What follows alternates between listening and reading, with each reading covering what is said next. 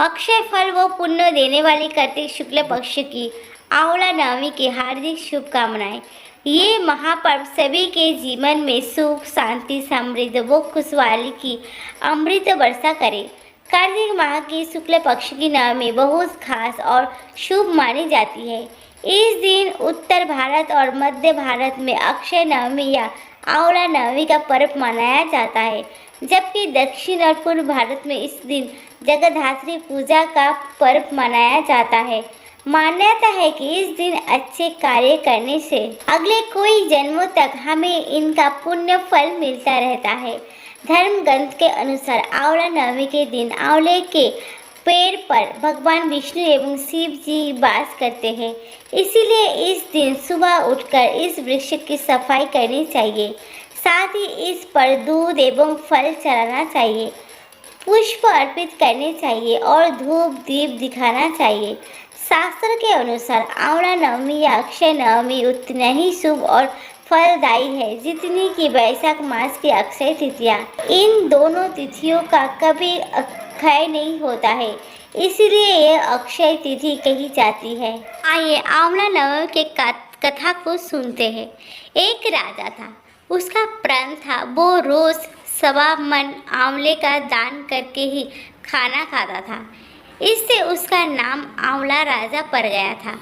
एक दिन उसके बेटे बहू ने सोचा कि राजा इतने सारे आंवले रोजाना दान करते हैं, इस प्रकार तो एक दिन सारा खजाना खाली हो जाएगा। इसलिए बेटे ने राजा से कहा कि उसे इस तरह दान करना बंद कर देना चाहिए। बेटे की बात सुनकर राजा को बहुत दुख हुआ और राजा रानी महल छोड़कर बियावन जंगल में जाकर बैठ गए। राजा रानी आंवला दान नहीं कर पाए और प्रण के कारण कुछ खाया भी नहीं। जब भूखे प्यासे 7 दिन हो गए तब भगवान ने सोचा कि यदि मैंने इसका प्रण नहीं रखा और इसका सत नहीं रखा तो विश्वास चला जाएगा। इसीलिए भगवान ने जंगल में ही महल, राज्य और बाग बगीचे सब बना दिए और ढेरों आंवले के पेड़ लगा दिए। सुबह राजा रानी उठे तो देखा कि जंगल में उनके राज्य से भी 2 गुना राज्य बसा हुआ है। राजा रानी से कहने लगा, रानी देखो, कहते हैं सत मत छोड़े, सुरमा सत छोड़या पत आ जाए, सत की छोड़ी लक्ष्मी फिर मिलेगी। आओ नहा धोकर आंवले दान करे और भोजन करे। राजा रानी ने आंवले दान करके खाना खाया और खुशी खुशी जंगल में रहने लगे। उधर आंवला देवता का अपमान करने वो माता पिता से बुरा व्यवहार करने के कारण बहू बेटे के बुरे दिन आ गए। राज व्यवहार करने के कारण बहू बेटे के बुरे दिन आ गए। राज्य दुश्मनों ने छीन लिया। दाने दाने को मोहताज हो गए और काम ढूंढते हुए अपने पिताजी के राज्य में आ पहुँचे।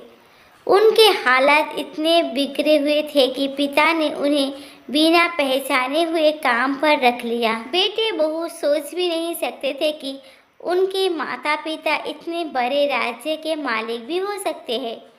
सो उन्होंने भी अपने माता पिता को नहीं पहचाना। नहीं, एक दिन बहू ने सास के बाल गूंथते समय उनकी पीठ पर मस्सा देखा।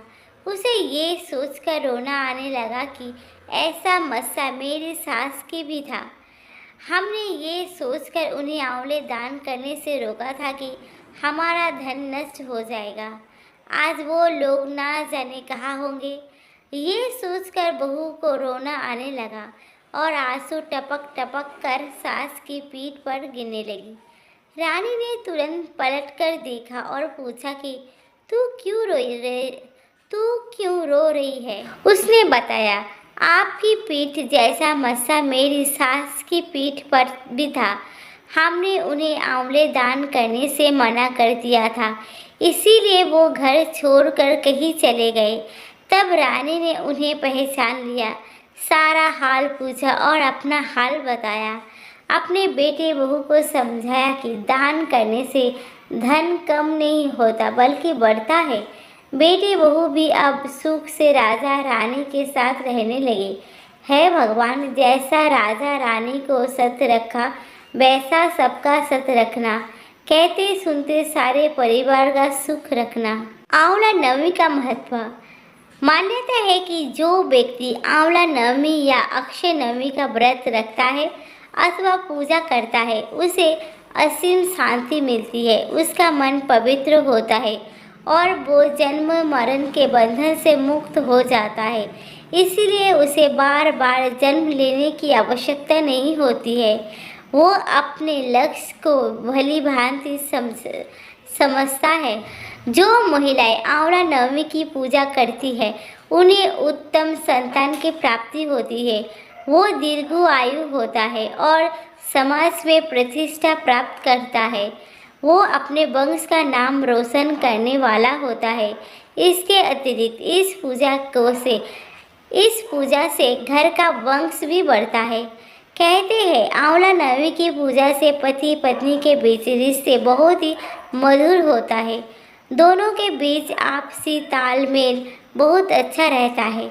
इसका एक वैज्ञानिक फायदा भी है। कहा जाता है कि ये आंवले के सेवन से गरिष्ठ भोजन जल्दी पच जाता है। आंवला नवमी के दिन आंवले के पेड़ के नीचे बैठकर ही भोजन करना चाहिए। मान्यता है कि इस दिन भोजन करते समय यदि आपकी थाली में आंवला या आप उसका पत्ता गिरे तो ये बहुत ही शुभ संकेत होता है। माना जाता है कि इससे आप वर्ष भर स्वस्थ रहेंगे। अक्षय नवमी को कार्तिक शुक्ल नवमी भी कहते हैं। इसी दिन द्वापर युग का भी आरंभ हुआ था। इसके अतिरिक्त इस दिन भगवान विष्णु ने कुष्मांडक नामक असुर का वध किया था, तभी उसके रोम से कुष्मांडो नामक बेल उत्पन्न हुई थी। इसलिए इस बेल का दान करने से बेहतर परिणाम मिलते हैं। पूजन विधि। प्रातःकाल स्नान करके आंवले के वृक्ष की पूजा की जाती है। पूजा करने के लिए आंवले के वृक्ष की पूर्व दिशा की ओर मुख होकर पूजन करें। दाहिने हाथ में जल चावल पुष्प आदि लेकर व्रत का संकल्प करें। संकल्प के बाद आंवले के वृक्ष के नीचे पूर्व दिशा की ओर मुंह करके ओम धासराय नमः मंत्र से आह्वान दी पोषणोपचार पूजन करके आंवले के वृक्ष के जड़ में दूध की धारा गिराते हुए पितरों का तर्पण करें। फिर कपूर या घृतपूर्ण दीप से आंवले के वृक्ष की आरती करें। आप पूजन की कथा कहें एवं सभी महिलाएं इकट्ठा होकर कथा सुने। पूजा के बाद पेड़ की कम से कम 7 बार परिक्रमा करें, तभी सूद भी लिपटे। वैसे मान्यता है कि जो भी इस दिन आंवले की वृक्ष की 108 बार परिक्रमा करता है उसकी सारी मनोकामनाएं पूरी हो जाती हैं। परिक्रमा के समाप्त होने पर फिर भी वही पेड़ के नीचे अथवा पास में बैठकर भोजन करें। ऐसे मान्यता है कि इस परंपरा की शुरुआत माता लक्ष्मी ने की थी। इस संदर्भ में कथा है कि एक बार माता लक्ष्मी पृथ्वी भ्रमण करने आई। रास्ते में भगवान विष्णु एवं शिव की पूजा एक साथ करने की इच्छा हुई।